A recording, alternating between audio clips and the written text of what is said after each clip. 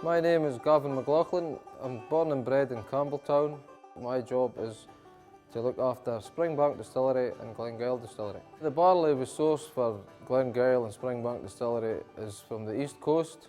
They say it's a better climate up there, and recently we've been using Concerto, but in past times we were using Optic. They say that's the best for brewing and distilling.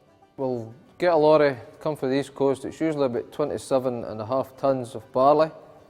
It's tipped round the back of the distillery. There's two barley silos that hold 60 tonnes.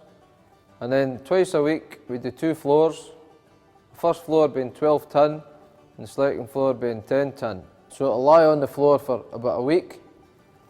It'll be grubbed and turned as germination starts, because if you just leave it, it'll start knitting together and all the floor will be wasted. So the boys on shift will grub it once, turn it once on shift, keep it nice and loose, and control the temperature, which is done by the windows. After the week, the malts, it's actually green malt now, and it's ready to go from the floor to kiln.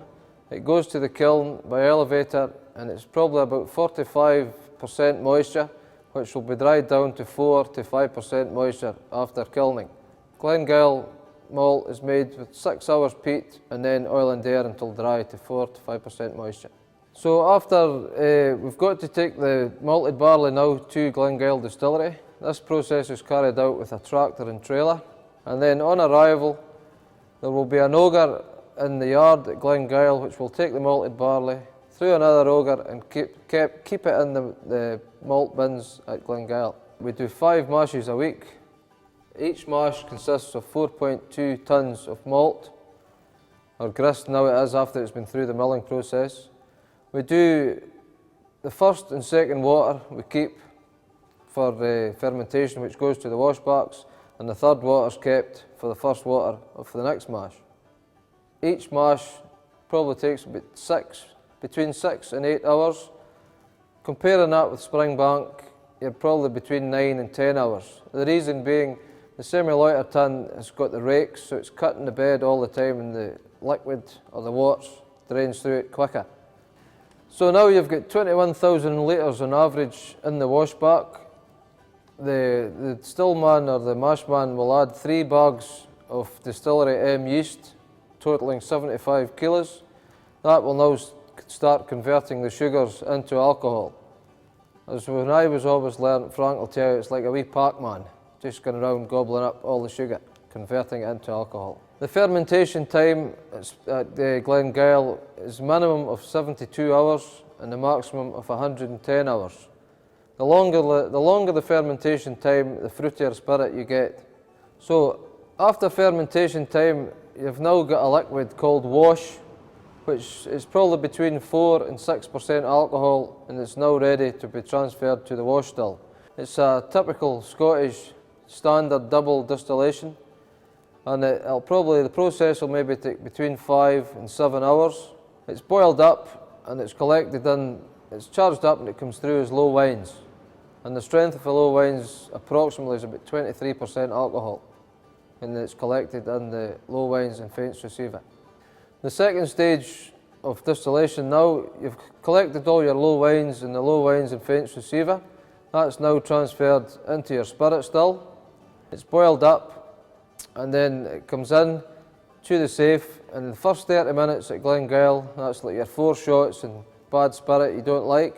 We don't take that, and then after 30 minutes we've got our middle cut, which is the heads, hearts, the heart piece, what you want, and it'll probably come into the still about 68 to 70% alcohol. After we've collected enough spirit in the intermediate spirit receiver just below the stillman's seat, it is then transferred to the SRWV, which is located just outside the main door at Glengyle.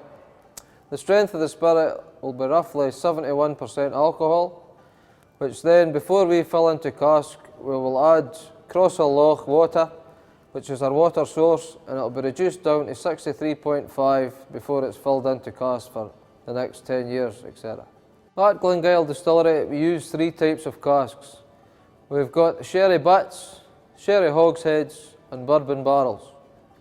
After the casks have been filled at Glengyle, they are then transported by tractor and trailer back to Springbank Distillery, where they'll be safely kept in the warehouse until they're required for use. We've got 5 dunnage warehouses and 2 racked warehouses at Springbank Distillery. The dunnage warehouse, to tell you the difference, is just casks with a layer of stick and then a cask on top, just the traditional stowing. Whereas in the racked warehouses, it's all metal racks and they're all stowed on top of one another in a rack system. After the whisky has been in the warehouse and maturation is complete and we require the whisky, the Kilkerran Single Malt will come to the bottling hall. We do not caramelise at the Glengyle Distillery, so everything comes natural and so much light and dark, as you can imagine, from the sherry, and the bourbon gives us a colour consistency. It will then be reduced down to 2% higher than bottling strength, put back into cask to marry with the water for up to 6 months, and then it will return to the warehouse, and then when bottling hall manager Callum Fraser requires it for bottling, he will then go get the cask from the warehouse and take it to the bottling hall for bottling.